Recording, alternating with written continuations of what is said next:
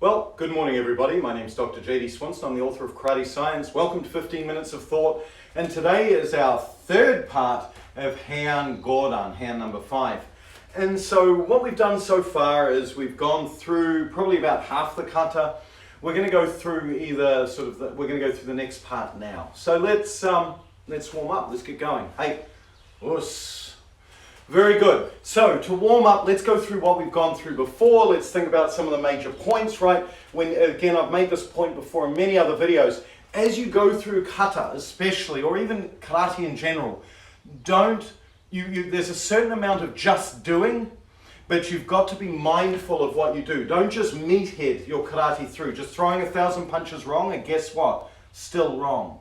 Make sure that every single punch that you throw is better than the first. And the only way that you can do that is through two ways. Number one, being mindful of what you're doing, i.e. paying attention, thinking what went wrong, and then fixing it. And then the second way is by repping it out, doing lots of them right.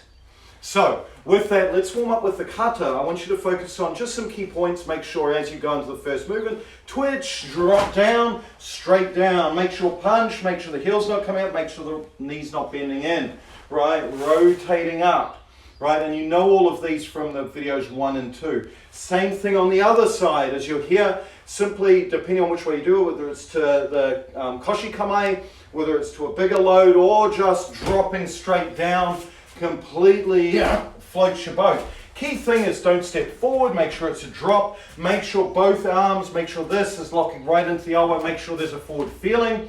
As you step forward, feel 1, 2, then up, right? Then of course the butterfly here or here, whatever floats your boat, but feel that connection through your center. Then from here, the next movement, either one, drive it out and step, or drive it on the way and punch, making sure that this is a punching technique.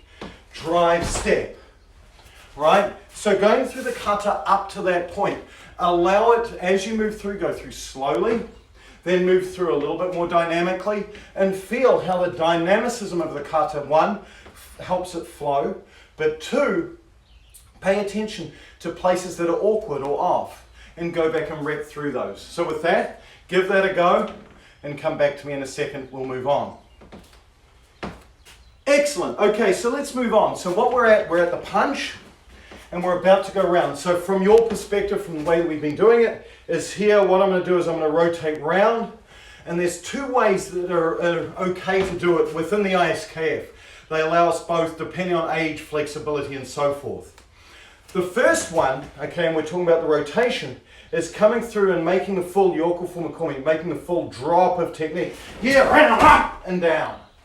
And so as I do this, the way I imagine it is I imagine it like I'm climbing over a fence. There's a fence, I lift, and down, like so. I imagine that I'm going and sort of lifting my leg over a fence and stepping over. I don't know why you would step over a fence that way, but that feeling.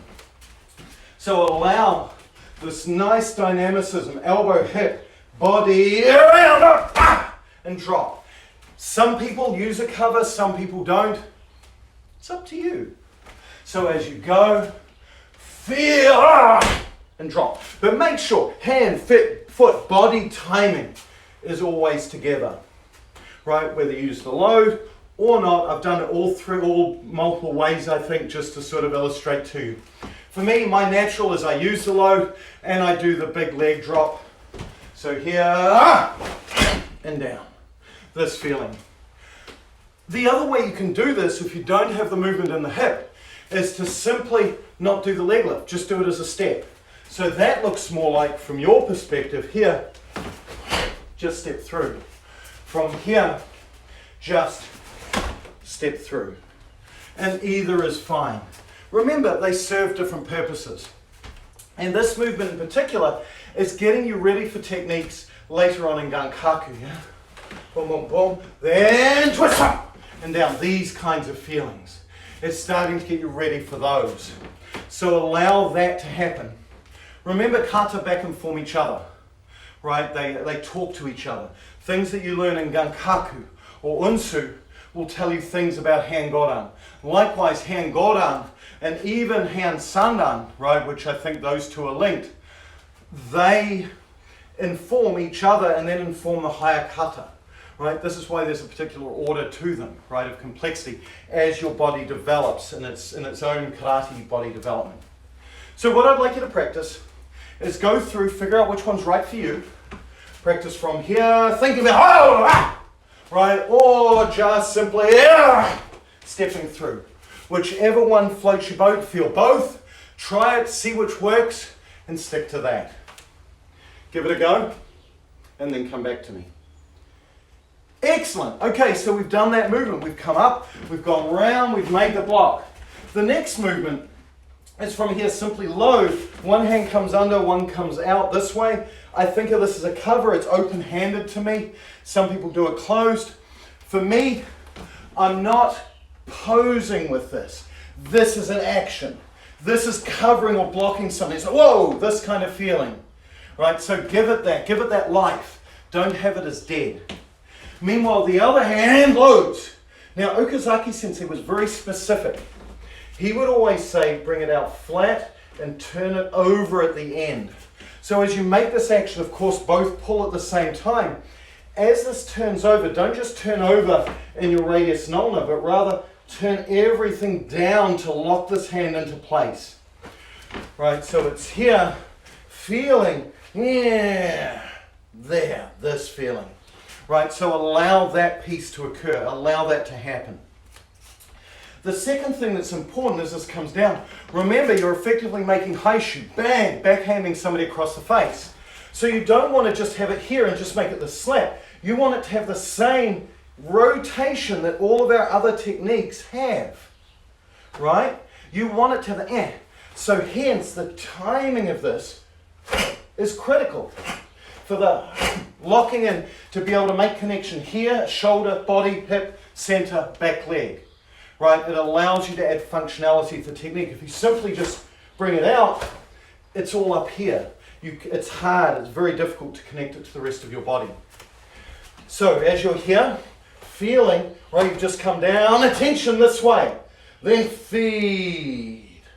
Very good. So from there, practice that whole sequence.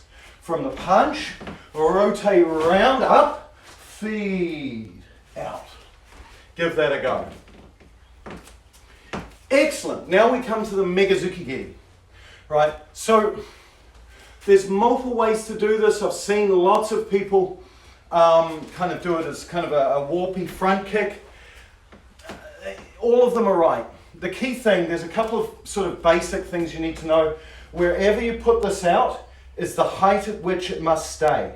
So if you can only kick this high, my haishu becomes this high. Right? Because here I can kick, I can use the Megazuki-geri. If I bring it up here, guess what? Now my Megazuki-geri must come up here. Right?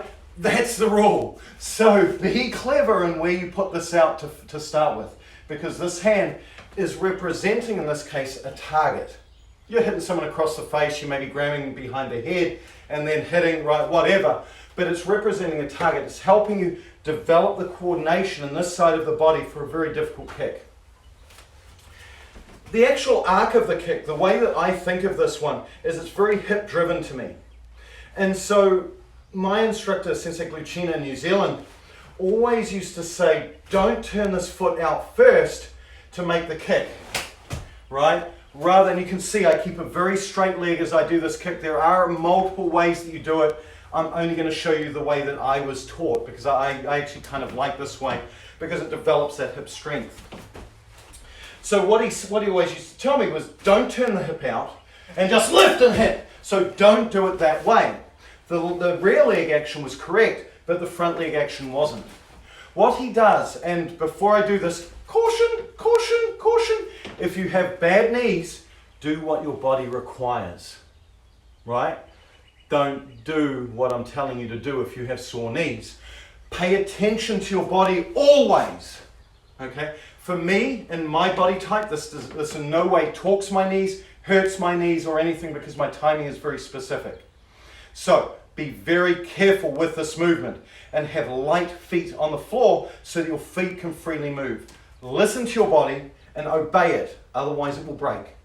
So, with the disclaimer out of the way, what I was always taught was keep my foot here and make the kick this way. Keep the foot here and make the kick this way. What that does is if you open your hip and do it, you notice that there's a lot of sort of grunt work that you need to do. If I'm here, I can rely on the natural tension of my hip to make that squeeze, to make that pull.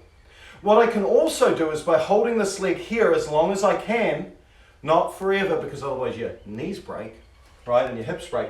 But by holding this here, this helps me go into the next movement. So if I'm here and I turn out first, one, it's hard to do the kick with any sort of real power, but two, it's hard to get round.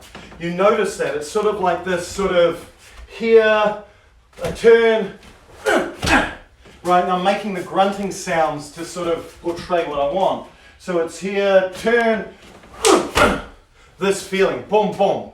It's an easier movement, but it's not as dynamic. What I actively work on as I do this is I keep my foot in place and only move my foot when I need to, when my body center requires it. So what that ends up looking like is I'll be here, I make the kick, this feels good, feels good. Then, as I want my hip to go, once I've made that contact, I release this leg, and that will snap this leg round to make the MP. Right? So what I end up with is I end up being able to coil my body like a towel, tightening up, and let it go like a spring. So how that comes out is it's here, round. So it's much quicker, right? I'm not grunting my body through both actions. One more time from the side. Here, I lift it, this feeling, and then round, and I come round easily. The final position for this, of course, is kibadachi. My arm is here. This is touching my chest because, of course, I'm hitting the person with the point of my elbow, not my forearm. Right hand is flat, so I end up in this position. Feeling. My hip is in, if you think of Shawman, it's in a slight hami to allow that push of the elbow, right, to actually allow that hit to occur. So as you go through this, again, be cautionary with that bit, but what I do is I encourage you to try both. And what my instructor used to tell me was that make the sound of the hand getting slapped by the kick and the slap of the hand into the elbow, make it the same sound. Not, but rather this. So let's see if we can do it. We're here, you try, you lift, you push. Almost one. That's what you want. Make that a single hit. So with that, try that piece and then come back to me. Excellent. So you've tried that part of the kata.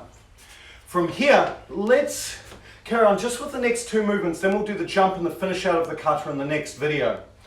So from here, once you've done this, the next piece, and I do this, to me it's about shifting direction. So, and again, I'm allowing my hips and my body center to dictate where my feet go. So from here, my attention is straight ahead. From here, it's going to go to the back wall. So if we're here, right, you know I've just done the MP, so I just bang, bang, I'm round, boom. Now from here, as I go, I simply think of dropping this elbow. And as I go, I want to make normal uchi-uke position, like zenkutsu. This feeling, but then kosadachi.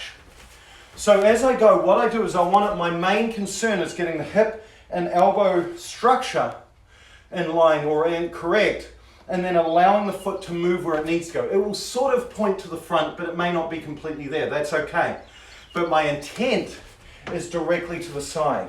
So when I hit, and notice how my foot freely shifted on the floor, my knee is tracking over my toe, it does all that naturally. I'm not sitting here going and trying to do something unnatural, right? Rather, I'm here, this feeling. So again, I feel the rotation of this hip backing this arm up, I feel my body weight shift, and I feel everything connect together. My front foot shifts, just like what we were doing with the last movement, as a matter of course of my hip shifting and moving. So allow that to happen.